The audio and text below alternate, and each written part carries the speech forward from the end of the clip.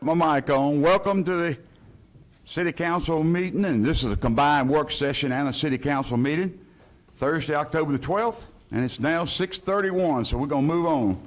First thing we'd like to do, as always, we're going to ask Mr. Calvin Malpas to come up and do the invocation for us, and I got to tell you guys, he's a friend of mine, and he came at the last minute of me calling this afternoon, so we thank you for being here. Yes, sir, Calvin. Thank you for asking me to come. Give honor to God and to the mayor and the vice mayor and to all the council members and to everyone who's here tonight. Let us look to God. Let us pause for a moment, in a moment of silence for Israel tonight. And look to the east, Lord. Would you just have mercy tonight on our world tonight? Lord, we thank you for this opportunity tonight to come and share with this mayor and this council and all who are here tonight. Lord, we thank you for your blessings. We thank you for being a good God. We ask that you would send your spirit right now and let it fall freshly upon all of us right now. We pray for our chief of police. We pray for his unit. We pray for the first responders. We pray for the whole city of Loganville. We thank you, Lord, for this opportunity to come tonight to give you glory and give you praise. It's in the name of Jesus we pray. And all the people said amen, amen, amen, amen. Calvin, thank you so much. All right. Thank you for asking me to come. I would ask him to sing Old Time Religion. That's one of my favorites, but he's done that before. So we'll move on. And Michael Cody, could you bring up the folks that's going to lead us in the pledge? And these ladies are going to be taking orders for Girl Scout cookies tonight. Not really, but it's right around the corner. I spent an afternoon with these ladies, a couple of weeks ago, and I really appreciate them being here. Really do. You want me to help you? Y'all ready? First thing, we cross the heart, right? We look at the flag. Okay, everybody got it? All right, and we say, I pledge allegiance To the flag of the United States of America and to the republic for which it stands, one nation, under God, indivisible, with liberty and justice for all.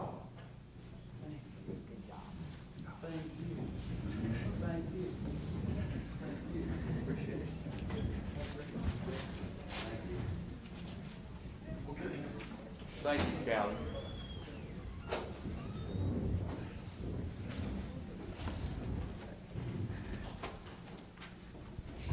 Okay, tonight for our roll call, we have all the council members here, and that's a good thing.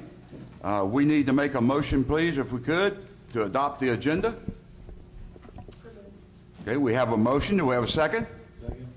All in favor, say aye. Aye. Those opposed? 6-0. The agenda is adopted. If we could, ask Nancy Alvin. I know I pronounced that wrong, Nancy. Where'd you go, girl? Right here. This young lady is known around our city as the Poppy Woman. Miss Poppy. Yes. Right there.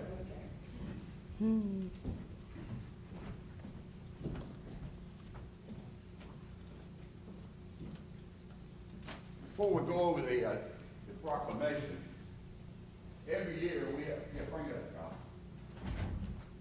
You can throw it in the football season. Thank you. Before we start with this proclamation, I would like to remind everybody on 11/11/11 is when we will be celebrating Veterans Day at the American Legion. Usually we have about 100 people there. This year it happens on Saturday. So all the folks that tell us every year they were at work, that ain't gonna fly this year, right? So if you could put it on your calendar, it's a great hour-long event. We certainly honor the veterans, and at the end, Tim Stewart Funeral Homes provides everybody with a free lunch. So it's a great way to spend a little part of that Saturday. So what day is it? 11, 11, 11. Right. Good job. Good job. Okay, here we go. Nancy, thank you for being here. Thank you. You know, I get to read a lot of these whereases. Whereas America is the land of freedom, preserved and protected willingly and freely by citizen soldiers. Whereas millions who have answered the call to arms have died on the field of battle. Whereas a nation at peace must be reminded of the price of war and the debt owed to those who have died in war. Whereas the red poppy has been designated as the symbol of sacrifice of lives in all wars, and whereas the American Legion Auxiliary has pledged to remind America annually of this debt through the distribution of the memorial flower. Therefore, I, Skip Beliles of the city of Loganville, Georgia, do hereby proclaim the 11th day of November, 2023, and we have 2 days every year, the 26th day of May, 2024, as Poppy Day. And we ask that all citizens pay tribute to those who have made the ultimate sacrifice in the name of freedom by wearing the memorial poppy on this day. In witness thereof, I have hereunto set my hand and caused to be affixed the official seal of Loganville, Georgia, this 12th day of October, 2023. You even got my signature. Yes, it does. I'll tell Nancy every year, you hang on to that for 500 years. Yes. 500 years is a magic time. Pass it down. It may be worth something. Maybe not. But anyway, thank you for being here. You like to say a word? Yes. We represent the poppies for Moena Michael, and we are honored to have Moena Michael. She is a resident. She was born in Walton County in Good Hope, Georgia. She was a humanitarian and a professor at the University of Georgia, and she came up with a poppy to honor World War I veterans. At the time when she was teaching at University of Georgia after World War I, she noticed that there were a lot of disabled veterans and veterans that had a lot of difficulty finding jobs or learning a new vocation. So she came up with the idea to make the poppy and to distribute the poppy in order to get donations. And those donations went to help the veterans, the disabled veterans and their families, and we still do that today. So those poppies that you have received are in honor of our veterans, and the donation that you make helps those veterans and disabled veterans to have a better livelihood. And we thank you so much for your support and for being here, and we hope to see you on November 11 at 11 o'clock. Thank you. What time was that? 11, 11, 11. 11, 11. Can you imagine? And 11. Anyway, Nancy, thank you for being with us. Thank you so much. My pleasure. Thank you. I bought 8 poppies, didn't I? Yes, you did. And the 4 brownies each got one. Right, ladies? Yes, they did. Got a poppy? Thank you for being here.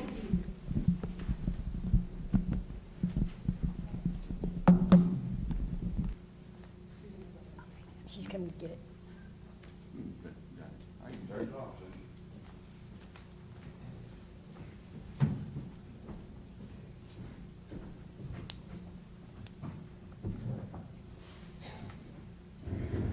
Okay, now we move on to the consent agenda, and this month it includes the meeting minutes from last month and the September financial report. We need someone to make a motion to accept the consent agenda. So moved. Okay, we got a motion, we got a second. All in favor, say aye. Aye. Those opposed? 6-0. The consent agenda is approved. We move now to Planning and Development Committee report. Ms. Linda Dodd. Thank you, Mayor. There has been some discussion about the Eleanor subdivision, and as a council, we've tried to come up with something that will help those homeowners, and so Danny has kind of worked very diligently on this, and I'm going to turn it over to him and let him explain what he's come up with. Okay, thank you, Linda, Mayor and Council. So I reached out to several cities, and everyone has the same issue. We don't allow structures which are in the easements. This is not a City of Loganville easement. This is the easement for the association. It belongs to the property owners, but that doesn't help the solution. So what I've proposed tonight, after talking to some of y'all, This is totally up to y'all. We denied it, staff denied it. It came to y'all for an appeal. You have the administrative modification request in front of you. At the bottom, I added the condition that you approve it with the following conditions. That the bottom fence shall be a minimum of, I recommend 4 inches. That is up to y'all. Above the ground to prevent any impediment of stormwater in the drainage area. And the other part comes from our development regs. The property owner will be required to keep the drainage easements free of obstruction in such a way as to ensure maximum design flow at all times. The property owner shall not alter the drainage improvements without the prior written knowledge of the city. I would ask that if you do consider this for approval with those conditions, and that they pay the permit fee for a fence, if they have not already have. And this would be also giving the mayor authority to sign this form in approval. Okay, is there any questions from the council?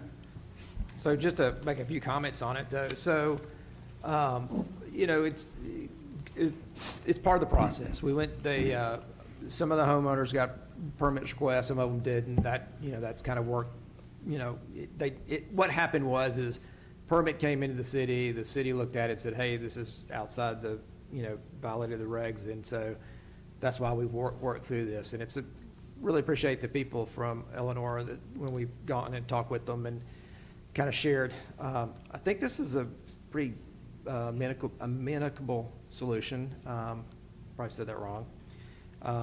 You know, I think beyond this, though, I mean, if the council agrees and we can move forward with this, I think we'll probably look further at what other ways, so that we don't have this happen again. I mean, you know, we've talked somewhat about, you know, well, let's look at our drainage regs again and see if there's a way that, you know, we can make sure that this burden's not placed on the homeowner. When you buy a piece of property, you want to get what you paid for.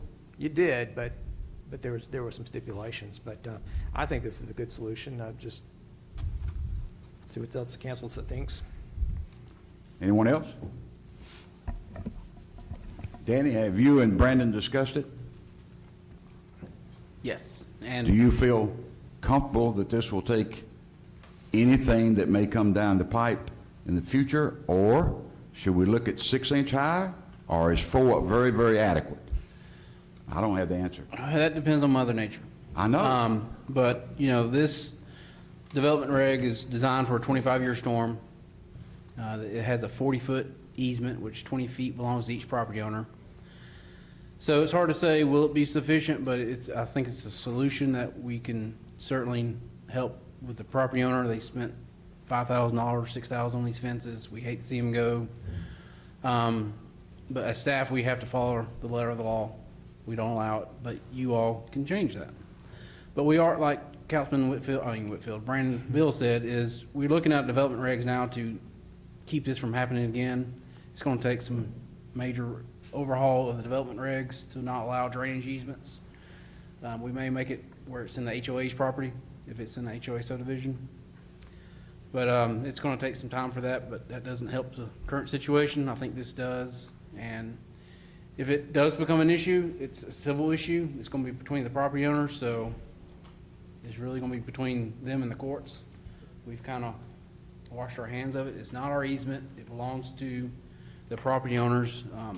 If it was our easement, then I would say deny it, because it is the city's and we are responsible for it. But it's being there, so if it floods, it's going to flood their property, not cities.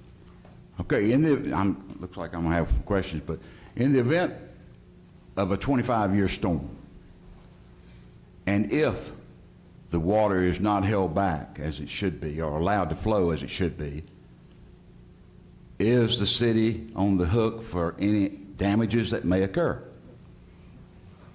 The answer is no? No, I don't think so. I mean, Okay. what Danny said is correct. Good. This is a stormwater management facility, but it is ultimately a easement that relates to that property for the benefit and the burden of all the other property owners within that neighborhood. So there is no city liability because it's not our stormwater facility directly. It's a private easement. Well, if we went to a 4-inch versus a 6-inch, would that inflame the residents? Would it make much difference? Yes. It would? It made a huge difference because 4 is already going the extra step. But when we did the research, everyone was 2 to 3 inches, so 4 is an extra Well, an extra inch when you got a 25-year storm ain't much. But anyway, if that's your recommendation, just for those people that have not been here, this is something that's never happened to my knowledge here.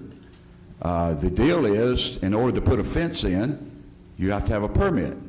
Part of the permit procedure is the information about where you can put this fence and where you cannot.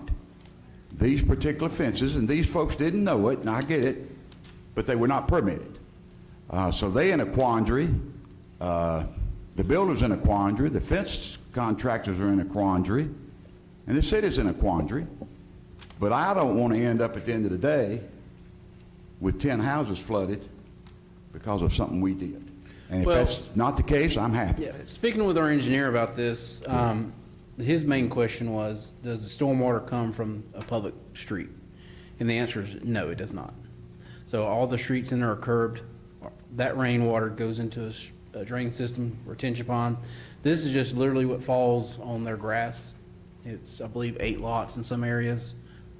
So it's not a lot of water. It's a pretty flat surface out there. That's why it's so wide. So the flatter you have slope, the wider the easement has to be. So to say will there be an issue, nobody can say that, but I think this is a fair compromise. And they also make stakes. Bill and I looked at this, ground stakes. So if they have animals, they can put these ground stakes that will still not impede the flow, but they'll have to keep the debris and the grass clippings of that, so. Okay, I have some questions, because I think we all agree it's a very tough spot, and the homeowners are the ones that are the ones being trapped by this. But I do want to commend our employees, because they did their job, and it's councils. We should stand behind our employees, and I also agree we should stand behind our citizens. So we got to come up with a solution. I'm worried that in the meantime, if this happens, another neighborhood does it, well, you let them get away with it, why are we not going to get away with it? So I would want to address that. But also, Bill stated that we would have to rework our ordinances, and you just said that was costly, and I'd like to know what the cost roughly would be to rework our ordinances, because that's another burden on the taxpayers that's created by this whole situation. Not costly, timely. Well, let me just say, so that's kind of, it is two different things though, because with this modification form, if this same thing comes up, we can still use the same modification with their permit. So we can just use this for another one. But long-term solution would be looking at our drainage regs. Right, so, I mean, but I'm saying this could very well happen again. So I just want to know what the timeline would be for getting something in place to prevent this from happening, and what kind of, would that be a cost?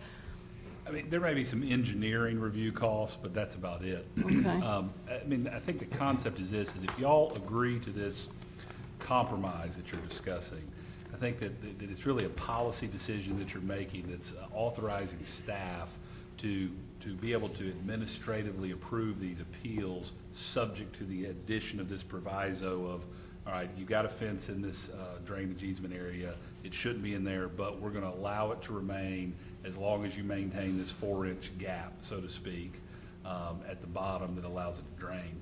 And then fixing it long-term as a change to your development regs, it basically takes these drainage easements out of the fee simple private property four corners, moves it only into the common space, the HOA elements.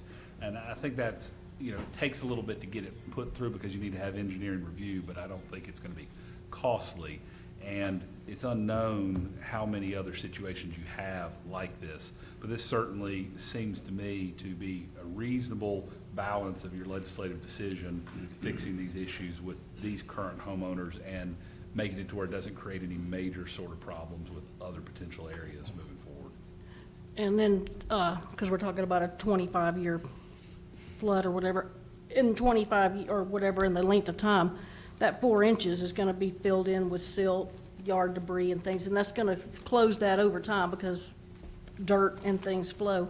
I'd actually like to see a 6-inch. That gives us plenty of time, you know, for as things fill in, you're still going to have, because each fence person is going to probably measure from a different spot. So if you go a little bit higher, we're going to probably get enough inches out of that.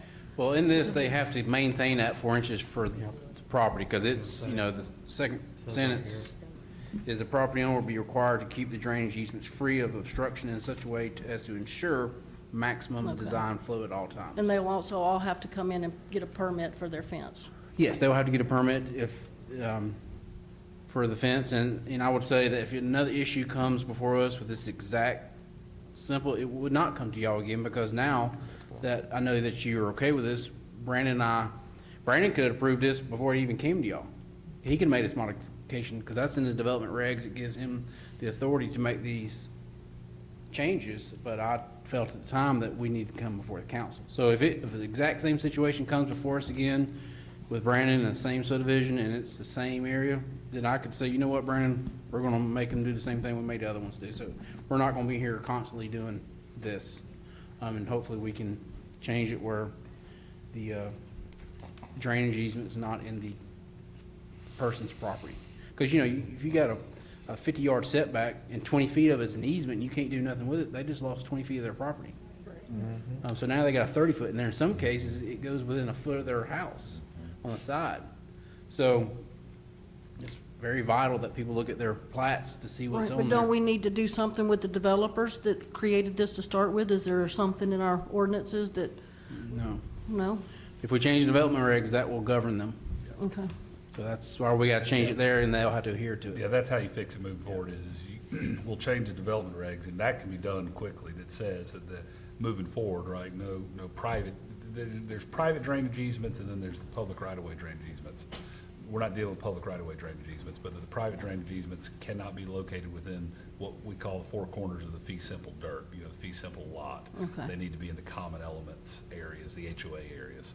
And we can start getting worked on that pretty quick? Already have. Okay, Yeah. thank you. Okay, before I ask, go ahead, you got a question? I was curious, what did the builder say when you guys contacted the builder? The builder didn't say anything. Nothing? He's not taking responsibility on anything at all. And I do see that they're building a lot more around in Loganville, so you definitely need to do that to hold them accountable.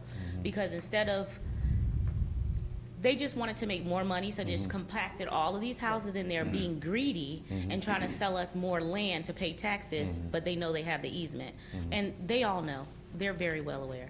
I'm across the street, so I'm fully aware, which is the same builder, so I was just curious what they told you after this. Thank you. They take no responsibility. Okay, thank you. Dan Ryan Building, don't choose them. Okay, before I ask for a motion, I have a couple of questions. okay, go ahead. So I just want to make sure I understand. We're doing this modification, and it'll be good for anybody going forward, not just Eleanor, correct? If it was the same conditions, Right. If somebody wants to put a similar fence up in an conditions, easement. it wasn't the city's stormwater, wasn't Right. our easement, then I would consider that, and we have the power within our ordinances to make those changes. I do, Brandon does. But anytime I think it's going to be potential lawsuit, it's simple to come to y'all and put the burden on y'all, not myself. And regarding the height of a 4-inch or a 6-inch, the staff is okay with 4? Yes. Okay. And if by some chance a homeowner did not keep that clear and floodwater backed up and went into the neighbor's house, are we liable because we allowed it? Okay. And then the final question I have is, do we have any timeline that we're putting on this, that they have to make the change? Well, it's, I would say immediately. If you Okay. want to say within 30 days. Okay. So I was going to say, do you want to I mean, make that a condition of yeah, this, y'all that can they have certainly to? add or take away from this. So, yeah, it's, 60 or 45 days is more realistic because some of us. 45 days to 60 days is more realistic because some of us use the same person to construct the fence, and they still have schedules. So if they don't do it within 30 days and they do it on the 32nd day or the 40th day, I think just giving us 45 to 60 days, we want our fence, we're going to do it. We've done all the research and provided it to you all, so why would we not raise the fence? We'll definitely do it. As it stands right now, with the way the fences are constructed, are we in any danger of flooding houses? depends on how much it rains. Mother Nature. So, I mean, 25 years. So, I mean, this sounds, And here's where I'm going with that. Does 30 days really matter? Because 45 to 60 days, it's Christmas, and that's Christmas gifts, You can and say I would like to first make of the it year if you want. 90 days. Right. I think 90 days is reasonable. Are you okay with that? Like, make it by the 31st of January. That gives everybody time to get everybody scheduled, and it doesn't put anybody in any more of a financial mess around the holidays than they need to be. So, Would you guys be yeah, okay with that? Fine with that. I mean, if it floods, realistically, if I'm flooded and my neighbor has a fence and the water cannot go, I'm gonna sue them. Right. It's between them, really. Well, I mean, I know you can sue anybody you want to sue. I mean, I Right. get it. I just want to make sure we're not doing something that's going to get us in hot water or cold water. Sorry. Okay, any other questions? Okay, before we go on and ask for a motion, just want everybody here and everybody on YouTube to understand, these citizens did not get away with anything. That's Please right. remember that. It was a combination of miscommunications from several different directions, and it just happened. I guess the old Grinch showed up before Christmas on this one, but, In the Dan Ryan building, vehicle. okay, can we have a motion? So, on the conditions, 90 days, 60 days, 90 days? Fine.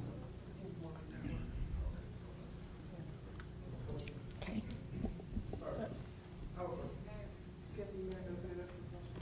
Well, this is planning and zoning, so if you've got a question, we'll ask it. Yes, sir.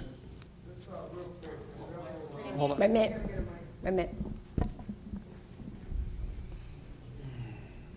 Good evening.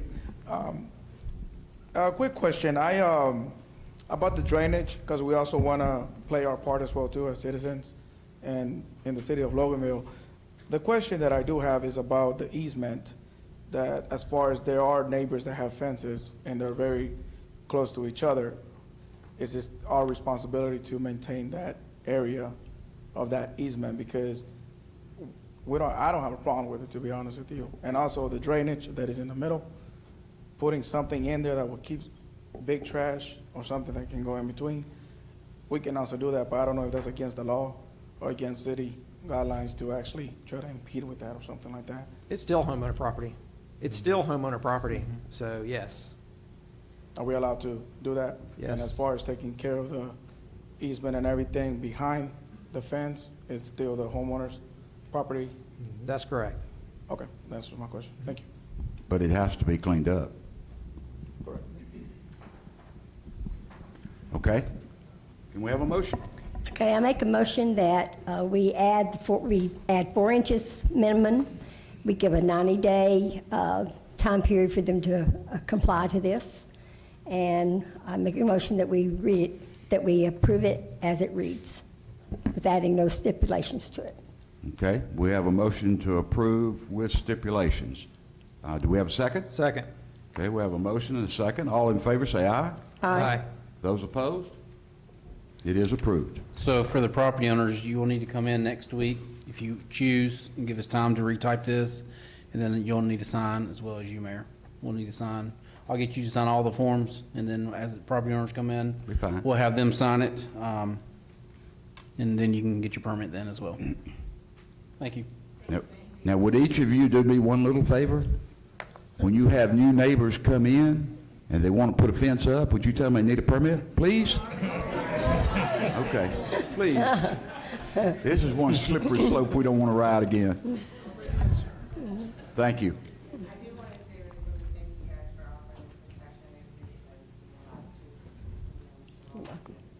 All right, we're going to get a mic for you. You're welcome. Come on up, Susan. I know it's tough, it's also hard to hear sometimes. Before we leave, I just wanted to say thank you to all of you for offering this concession. It really does mean a lot to me, and I'm sure all of the other neighbors, considering our circumstance. Thank you for your time, your consideration, and doing your research. That's what matters. Very good. Thank you for your patience. Anything else, Linda? That's all I have, Mayor. Okay. We'll move on to Finance Human Resource Committee. Ann Hunsinger. Thank you, Mr. Mayor. I have one thing on the agenda. If you look in your packet, so from time to time, homeowners, residences, businesses, et cetera, can have a water leak. And it can be caused by any number of things, but as a general rule, if someone shows that they have fixed the leak and they ask for a write-off or an abatement of some of the money, then it goes before the city, and I guess y'all can do it without seeing us, but this is because of the amount. And further, the leak was outside it was outside, so it did not hit any of our sewer system. So they're asking, Walton County Schools, in your packet shows that there was a leak, that they fixed it as of September 26th, and they're asking for a write-off totaling $35,000, which is a requested for sewer in the amount of $21,000 and a requested amount of water for $14,000.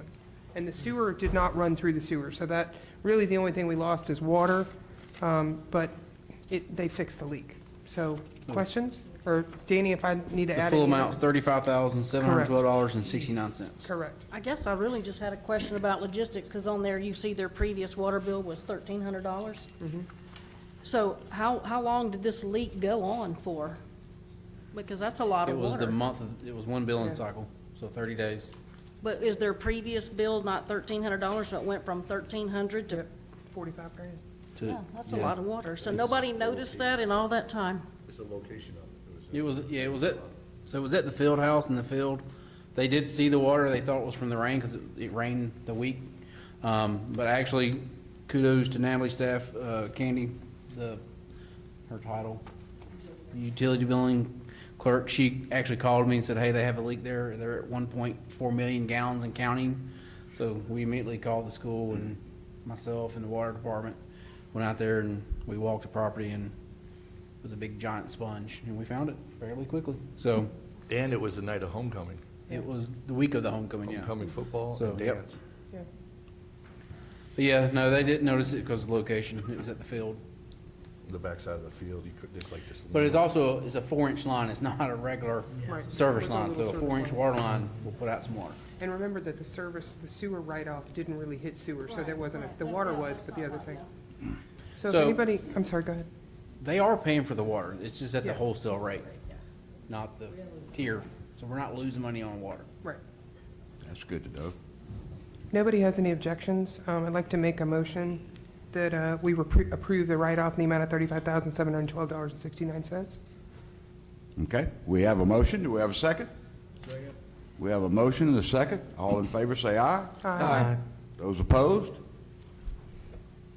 Motion carries. Mr. Mayor, that's all I have. Thank you. Thank you, Ann. Okay, and then we will move to Public Safety Committee. Jay Bowen. Thank you, Mayor. Danny, how do you want to handle this? Do you want me to do it? You want to do I it? think Kim's gonna, Kim, you wanna start? Pickens, come on up. Kim Pickens is our court clerk. Kim, you gonna give yourself an award? Well, I have my staff with me. Oh, good. And Tim, well, we're missing one of them. Just checking. Kim, we need all the staff. I mean, we're gonna have to introduce them. We're gonna have to do the whole show. Yep. Well, Miss Judy Coffey isn't feeling well, so We'll give her a pass. you want me to just call up Yep. Miss Brockman, Miss Stamatellis, and Miss yeah. Borley? And each one of them has 5 minutes to speak? Just kidding you, ladies. I assured them they would not have to speak or they wouldn't have come tonight. In September of this year, I received a letter from the Judicial Council of Georgia recognizing our court, Loganville Municipal Court, as a Clearance Rate Excellent Award recipient. And what that means for courts is that we are in the top 10% of courts in the state that cleared as many cases as were filed. And that takes a team, a management team. And I feel like we work well together. And we show our commitment, dedication to the city, the citizens, and each other. And that's why we're here. Got one more thing for you. Congratulations. Thank you.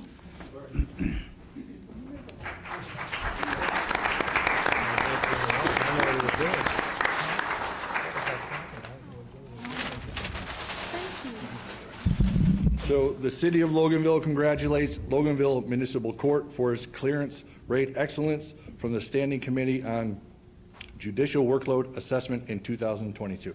Thank you. You guys are doing a great job. Thank you very much. Thank you. You good picture? Will it help if I turn it on? Oh, yeah. Come on. I'm a hugger. There we go. We'll even it out a little Make Jay bit. look good. Jake Blovies looks Better good. get a brush. Put some young age in this picture with Jay. What do you mean? Do we need to move? No, this is, here, I look skinnier. It was hiding Come on, you don't need.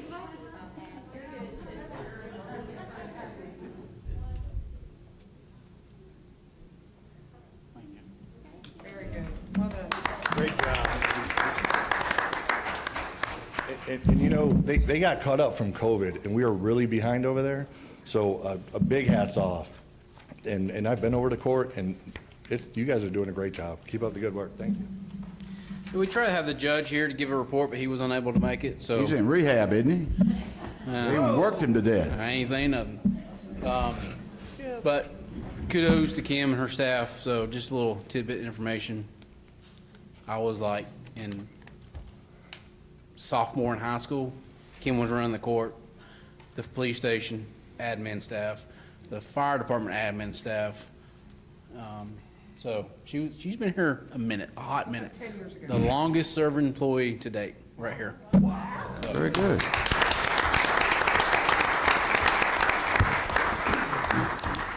Okay, the other thing I have, we had Public Safety Day 2 weeks ago. I want to thank our first responders, our heroes, for a wonderful evening. You got some pictures? Okay, see the little slideshow here. You can see more of this on our City of Loganville Facebook page. It was a wonderful night. We did pizza. That happens to be me in the dunk tank.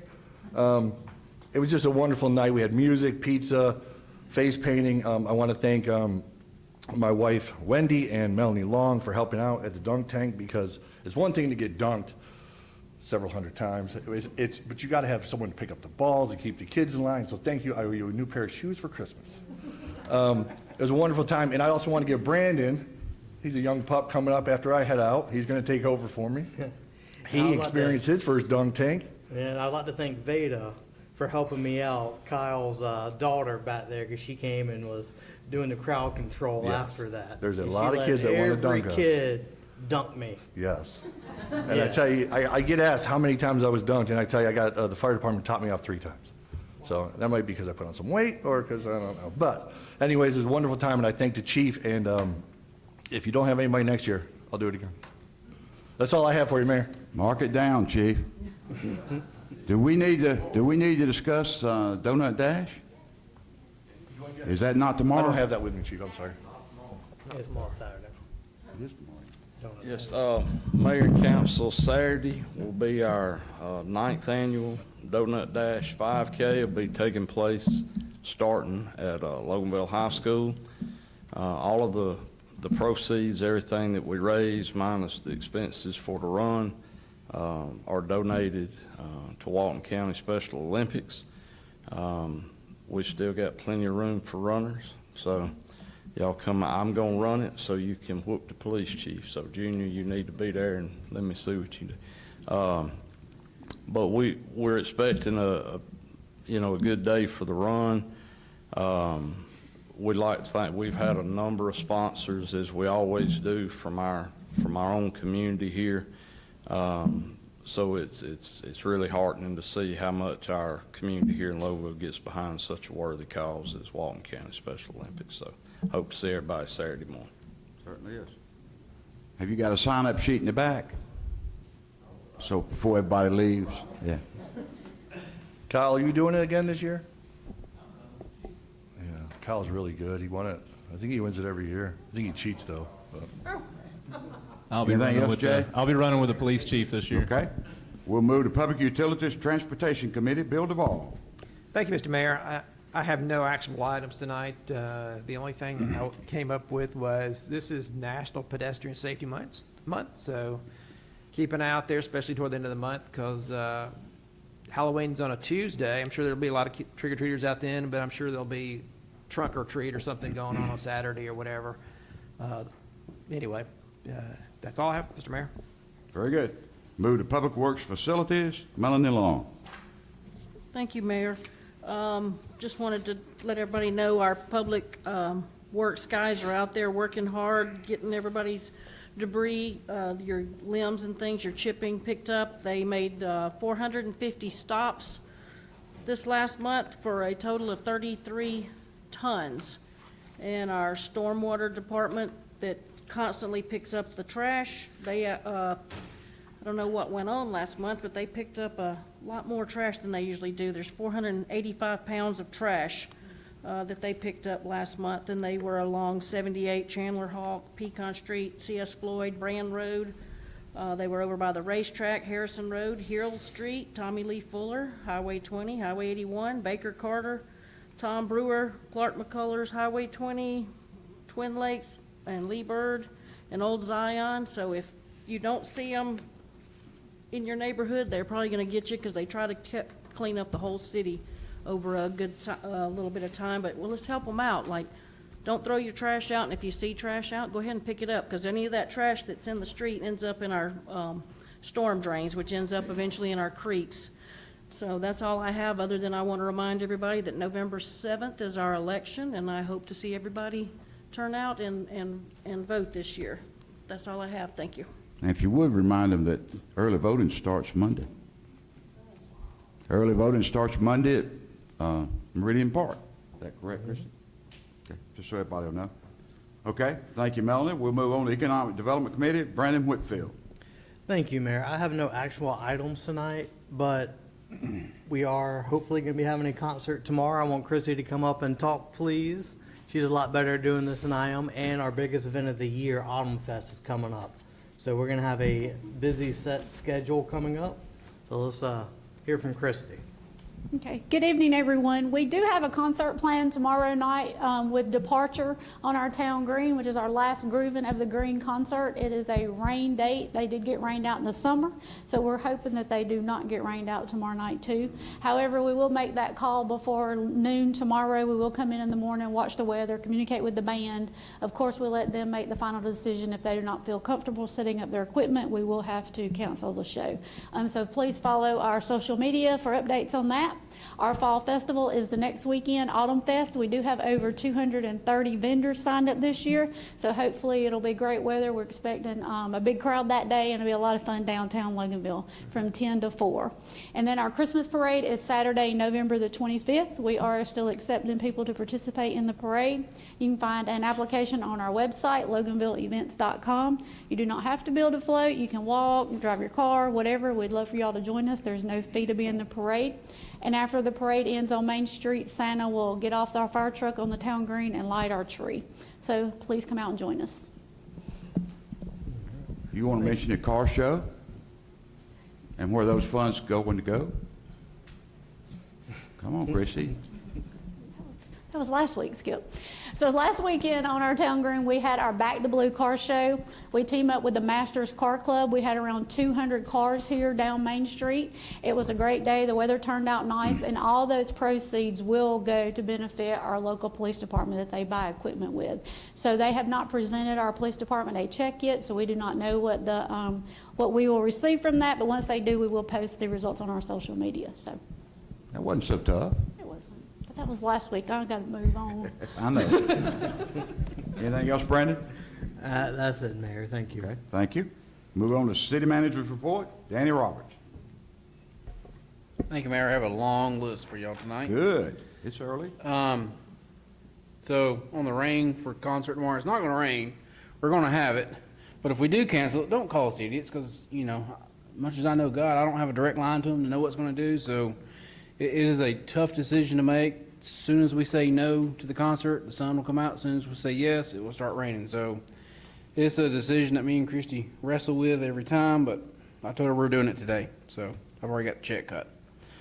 So what the world was that? The only thing I have for you is C-Click Fix. We're doing away with it. So we're going to replace it with Laserfish. Yep, I got the nod from Kyle. So Laserfish we currently already pay for. It's what we use for in-house reporting. We use it for a ton of things, but they offer a reporting system. It'll be a link on our website. People can still go and report issues. But C-Click Fix is kind of costly. Kyle's looking to replace it. It's another software that has access, and he likes to do away with some of those things when he can. So if you have any questions, Kyle will be more than happy to answer any technical questions on C-Click Fix, but we are going away from it.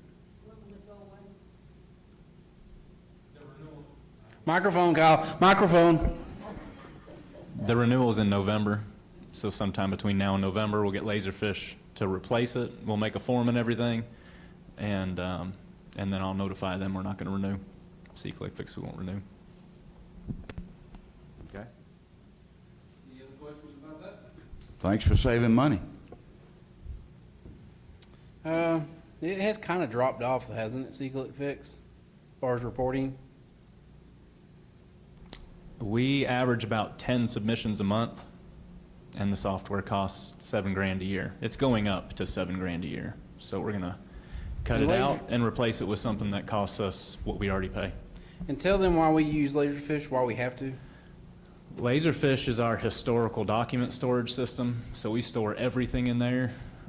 We've been using it for like 20 years, I think, Christy, maybe, at least 20 years. And within the past 5 to 10 years, we've included a forms portion that goes along with it. So if you ever filled out an ORR request on our website, that uses a Laserfish form.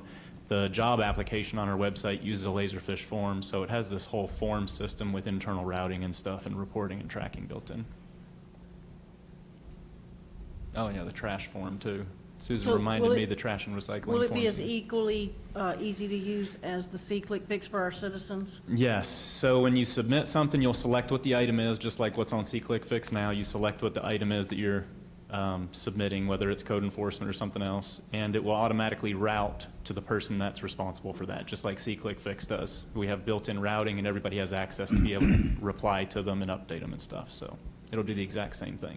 And then eventually, we hope to maybe replace it with another system that'll incorporate into the work order system we're going to use in-house, but it could be a while. That's a lot larger project. So for now, we're just doing away with a large cost for a thing we can do another way for free. So I'll say this, if you see something and it's urgent, do not use C-Click Fix. Do not email us. If it's a police matter, please call 911. That's what we're here for. If you see a traffic violation or you see somebody blocking something, pick up the phone, call 911. They'll dispatch the proper authorities. But if you put something out today, chief won't see it till tomorrow. It's by then they're gone. There's nothing we can do. We can't enforce pictures. Just know that too. They have to see it. Code enforcement has to see it. So just always say that anytime I can. So if you see something, just call 911 and or call City Hall, and then we'll. But if it's police, call 911. Don't call us. That's all I have. Can you please explain the best way to report a water leak? Because I've been getting, a call or so a month about water leaks, and the first thing I do is call Danny and let him know, hey, there's a water leak out here. So there again, if it's on the weekend, you can see a water leak, call 911. They have the on-call number for all the municipalities in the county. If you get rerouted, if you're in Gwinnett and call them, they will rewrite you. I cannot talk tonight. They will reroute the call to Walton County, who will call our own call. We have a paid subscription. You can call 770-466-0911. That will go to the water utilities. We'll get someone out there. But if you call the elected officials, which a lot of people do, and you call me and I'm not looking at my text, I won't see it until Monday. So, but yes, call those numbers. Call City Hall during normal business hours. We will get taken care of it. And there again, we get a lot of complaints, a lot of criticism. You didn't fix my water leak. Well, by law, we have to wait 3 days if it's a certain issue for on-call, for locate, so we don't always get to fix them the moment they call, but if it's a major leak, we can, but typically they're what we call service leaks, and we have to wait 3 days by law before we can dig. And that's so you won't create a bigger problem than you're trying to fix. Yes, because if we hit something that's not marked, we're paying whoever that utility belongs to. Fiber is about $10,000 a hit. So that's why we just detrimental to call before you dig. Even at home, don't dig until you call before you dig. It's a free service, 811. Very good. Anything else? You on a roll? Not unless y'all have something else. You on a roll? I can talk all night. I'm game. I guess that'll happen when we move on to the city attorney's updates. Thank you, Mayor. I don't have anything to bring before you for action this evening, just a couple updates.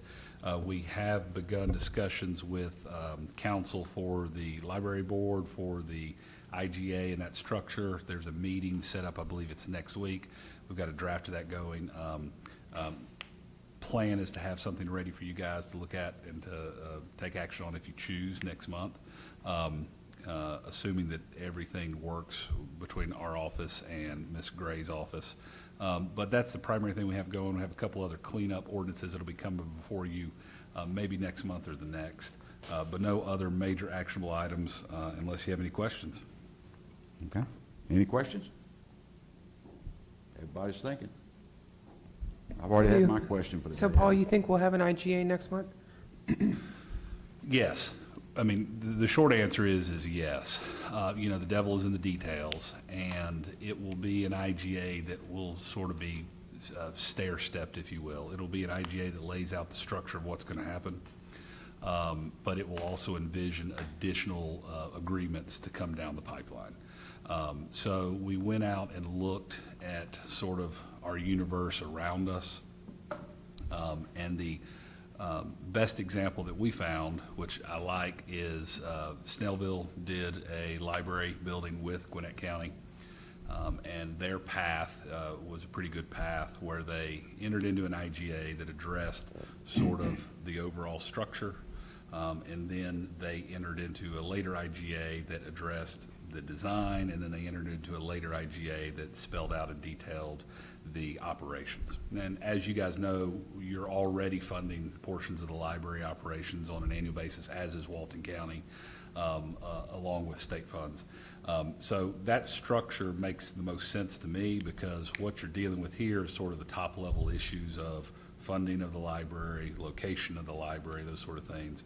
We'll get those laid out in a main form IGA between the library board and the city as well as the county. We've opened up communications with the county attorney as well, because they've pledged to contribute money as well. Get those all laid out, get those in place. It's my understanding that the architect has been selected. I think I saw that email last week. They've selected the architect to get the professionals rolling.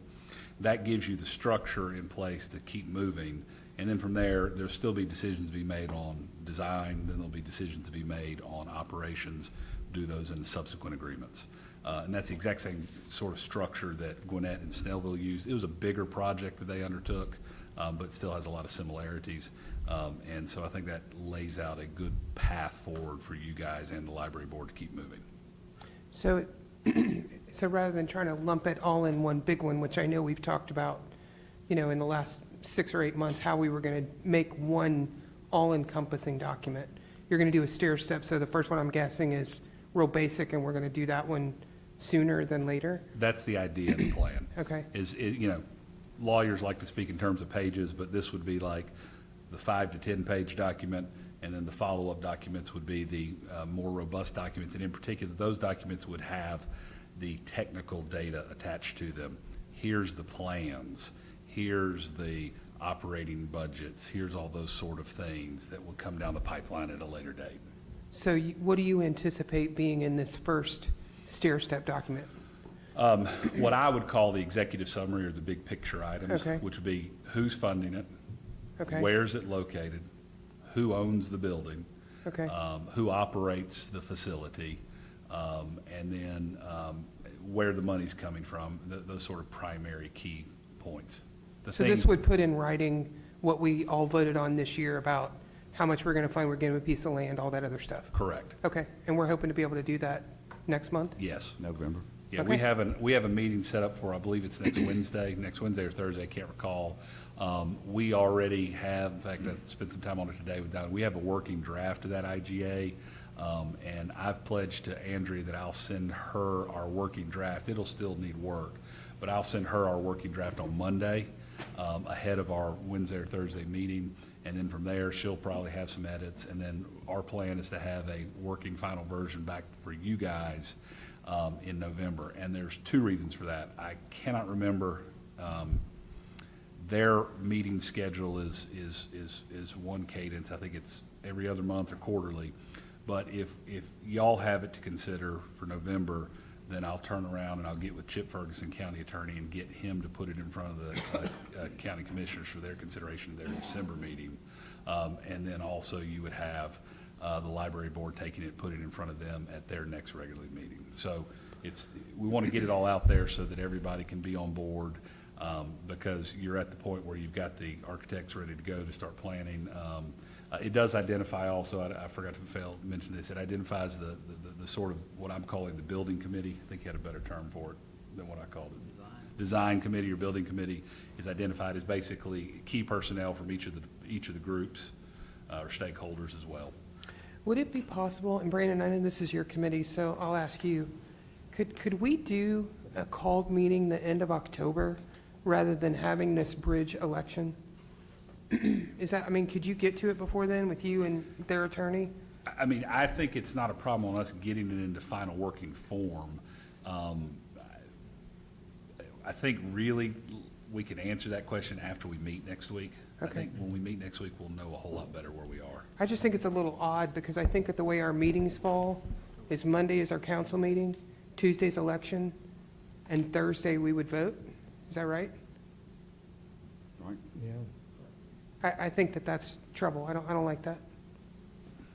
I'm amenable to doing it earlier, calling, I don't know how y'all feel about it. I just, but it's like Paul said, we just gotta wait until after that meeting, and then like if he says it's ready to go, yeah. we can certainly discuss or, have a called meeting.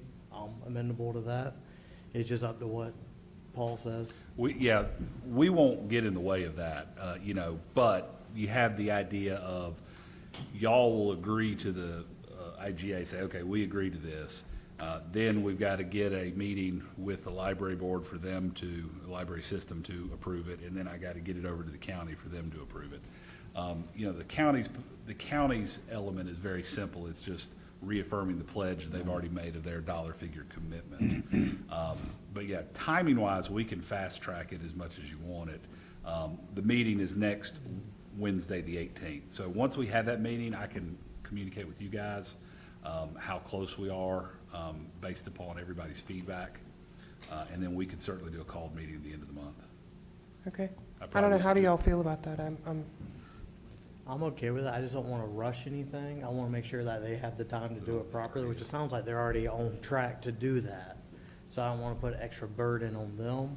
But as long as they're already on track and moving forward and is ready, then we can have a called meeting for it. Okay. And the other thing that you could do, and I don't, just to answer your question, Ms. Ann, is you certainly could, if you're concerned about election, you certainly could take action on it the night of the 7th. If you're worried about it being that sort of bridge between the night of the election. That's what I'm worried about. You could take action on the night of the 7th at the called meeting. There's nothing to prevent you from taking action on that IGA if you want to, in lieu of a called meeting. That's the other option. Well, usually when we're looking at ordinances, you like to present them, and as you say, give us time to absorb it and look at it. So if you presented it now, we would not vote on that till the December meeting. Yeah, and so. Because I like to study, research, Sure. and look, and I mean, I don't know how many pages you're talking about, so we're not actually going to be voting on this. You're just going to be presenting it, as you said, for our consideration. Well, no, I mean, a couple things. So on the sort of presenting of ordinances, yes, I try and give you as much time. And on anything, really want to give you as much. And as soon as we have a working draft, I'll be happy to share it. I'm always cautious of sharing drafts because they're subject to further negotiations, edits, review. So as soon as we have comments back on the first round from Ms. Gray on behalf of the library system, I'm happy to share the working draft with you guys to get it to you ahead of time and as much as possible. But I mean, I thought the issue was taking action on it. So, a called meeting to take action on, you certainly can at any time that y'all want to. Whenever y'all want to call it, we'll make sure and have it ready. Thanks, and we'll make sure and have it ready ahead of time so that y'all can consider it as well. Okay, very good. Anything else, Paul? No, that's all that I have, Mayor. Okay. Since we did not have a work session on Monday, we're going to open tonight up to public comment.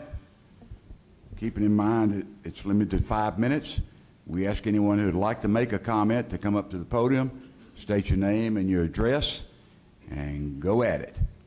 Who would like to be first? Okay. Come on up, Jay. See, we got two headed that way. Just be a second.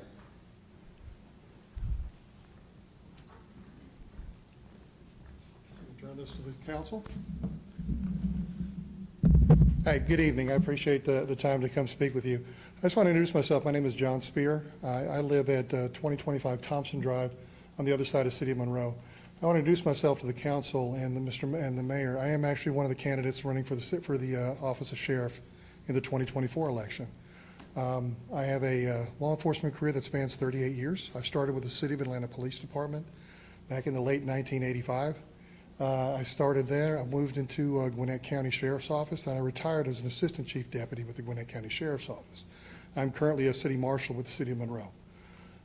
Throughout my career, I've had the opportunity to see and experience growth and changes within communities and law enforcement entities that I've served. Some of that growth has been very dynamic, unfortunately, and when it's taken without proper preparation, as anybody sees with growth and change, it can create major problems.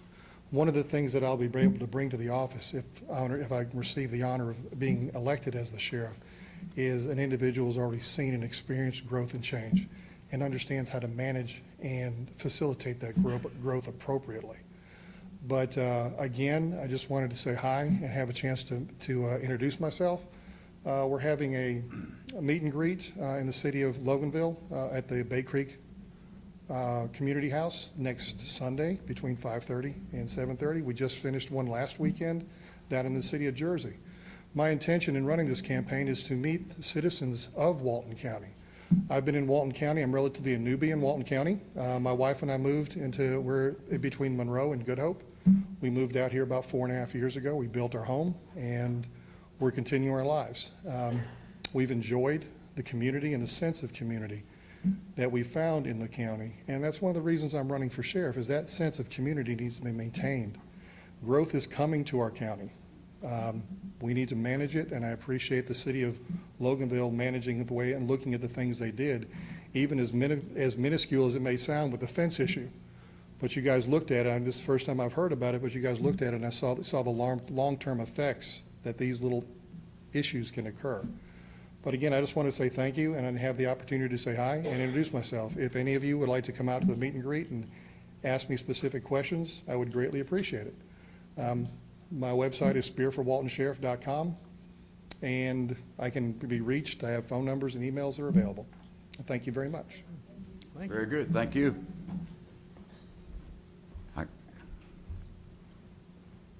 Sorry about that. Two people ran for the starting line at the same time. So I am Linda Johns and live at 866 Leebird Road.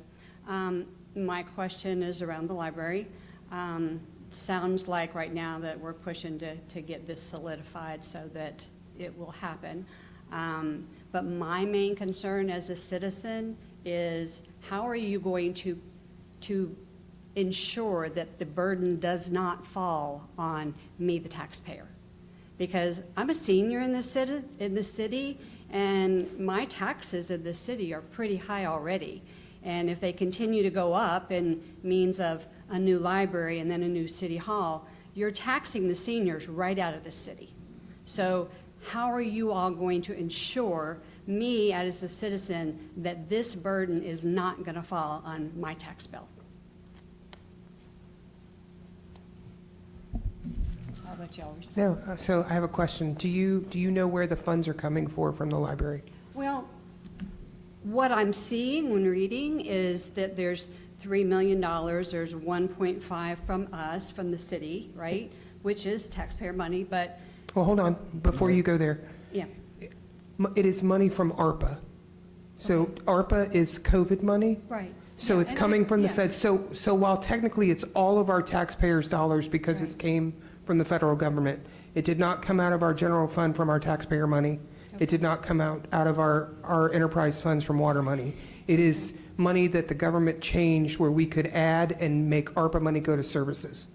So it is not coming, it doesn't increase our tax burden, nothing. Well, I understand that. Okay. But to me, I don't feel like this is enough money to build a library of what you all are talking about. When you look at the price of the Snellville Library and you look at the price of some of these other libraries that have been built in Gwinnett County, the price is very high. I don't see how you're going to build a library for the limited amount of funds that you're talking about. Well, but here's the thing, we're not building the library. The city is not paying to build the library. The library board is? The library board is building the library. Okay. What we have committed to So if they do. run out of money at halfway through building, what are they going to do? Or are they going to solidify, make sure they have all their funds solidified up front? They're working on that is, so as a business, that is a separate business from the city. We are providing them a piece of land and a $1.5 million donation towards their library. They've agreed to build within their budget what they raise and what they've earned from the county, from the state, and from the city. So let's say that their budget is $7 million and they want to build a $15 million library. We're not paying $8 million. Okay. I mean, that's the thing, is that we as citizens have to know for sure that this is not going to land in our pockets. Well, I think the problem is that I've been a proponent of the library and a backer of the library the whole time. I can't get ahead of the bad press that's on the internet about what is true and what isn't true. Well, here, and the reason why is when we had this COVID money originally set for the infrastructure. We need sidewalks. This is supposed to be a walkable city, and we don't have sidewalks. There's $4.4 million of ARPA funds. 1.5 is going to the library. The rest is going to infrastructure. But it cost $1 million just to resurface Lee Bird Road, correct, Danny? Just True. recently? Was it $1 True. million? True. No, it was like It's like eight. 290, 300,000. Okay, I thought it was, somebody no. said it was $1 million. I was going to say, if that's It's our paving a budget, yeah. cost, I mean, we need all the money we can get So for let infrastructure, me so. put this to rest because I hear audience talking. So this, in the real world, this is how it works. So you dedicate money. So dedicating, spending, two different things, right? So they have dedicated the funds. The IGA will address how much I have the authority to write a check for. No money can be spent unless these members of council say yes, other than the 1.5. So once the money, So it could come up again, come up for a vote, and more money's going yeah, to be if approved. it comes up, That's my point. right, then it would go back for them. But here's how it works. So, Yeah, so like how with, are you guaranteeing it's not going to fall in my pocket? here, let me Sorry, talk and I'll but tell you. that's what I'm saying. That's So what I'm hearing. when they hire an architect, the architect will design what they want. They will say, hey, library board, we think this building's going to cost $8 million. Okay, it goes out to bid to a contractor. Contractor will say, I can build this for $30 million. At that point, they will have to make a decision, the library board, do we build it or do we not build it? If they don't have $30 million, they aren't going to build it, I would assume. Just like here in Loganville, Destination Park, prime example. We have SPOS money for the park. We have $1 million, $2 million.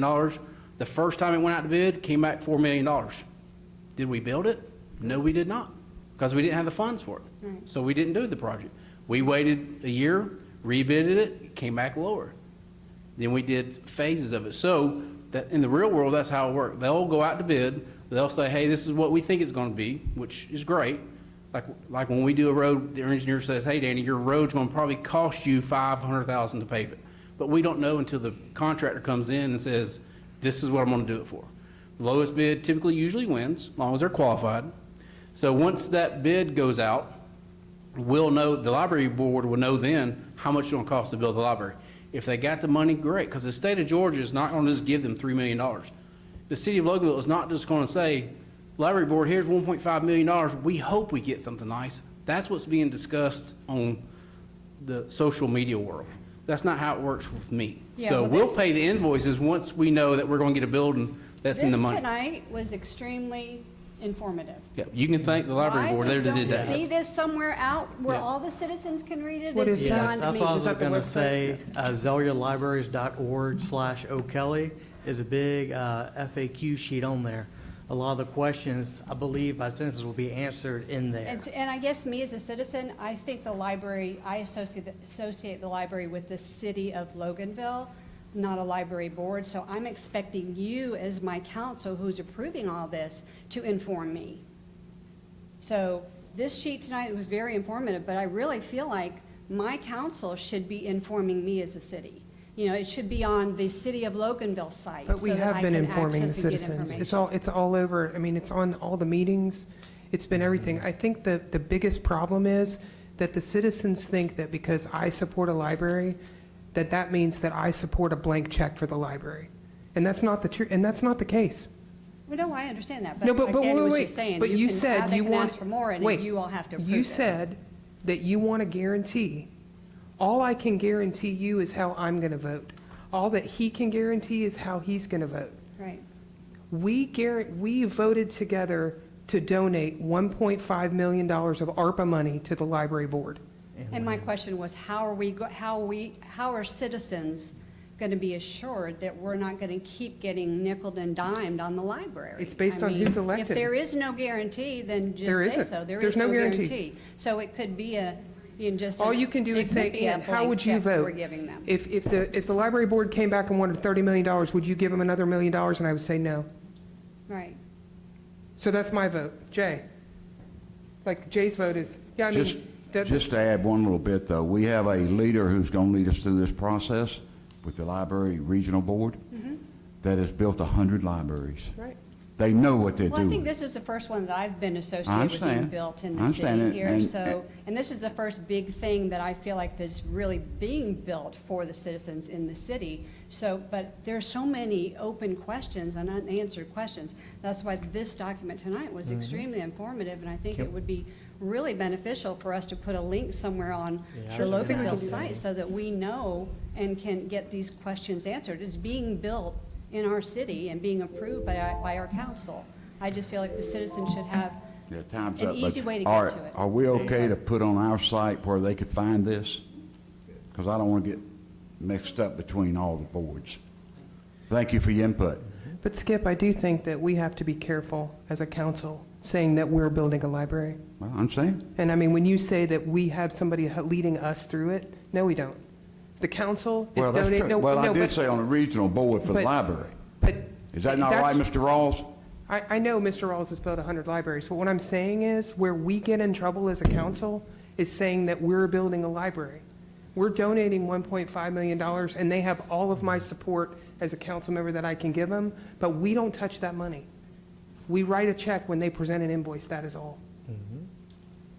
And the answer to the guarantee is the IGA. So IGA is a legal binding document. Right. That says this is what we're gonna do. So the whole thing is there gonna be more money for infrastructure. All the infrastructure costs is part of the library being built. They gotta have sewer, water, that's part of the library's gotta do that. This is a library project. I may serve on that board, but know that the IGA, I follow the IGA to the letter of the law. It says what have the authority to do from them. So, I'm guilty as a citizen that I did not keep up with this when this first started, and so now I'm reading things, but I want to make sure that I'm reading the facts. So the best place for me to get that information so that I know that. best place is email me, and I'll tell you the facts. I know, So, but yeah. you don't want every citizen to, so if there was. I'd rather you email me than get it from somebody from the street that may or may not know what they're right. discussing. Well, and Ms. Johnson, just to be completely transparent, based on when you set up here, if you can't guarantee it, then say that. We have an IGA in draft wherever it is, and let's say next month that we decide as a council, we're going to donate, we're going to put it in writing that we're going to do $1.5 million, et cetera, et cetera. Next year, 2 years from now, this whole group is different, and everybody up here had a librarian grandmother, and everybody up here decides that they want to donate $3 more million via an IGA, they can absolutely do it. So all you can guarantee are for the people that are actually sitting up here tonight, or next election cycle or whatever. And that hadn't changed. No. Okay, anyone else? Okay, thanks for everyone's input. Seeing no one else, I'd like to ask for a motion to adjourn this meeting. I'm sure I won't get one, but I'd like to ask for one. So moved. So, got a quick motion. A second? Second. Okay, we have a motion and a second. All in favor? Aye. Those opposed? Meeting is adjourned. Thanks, everybody, for being here.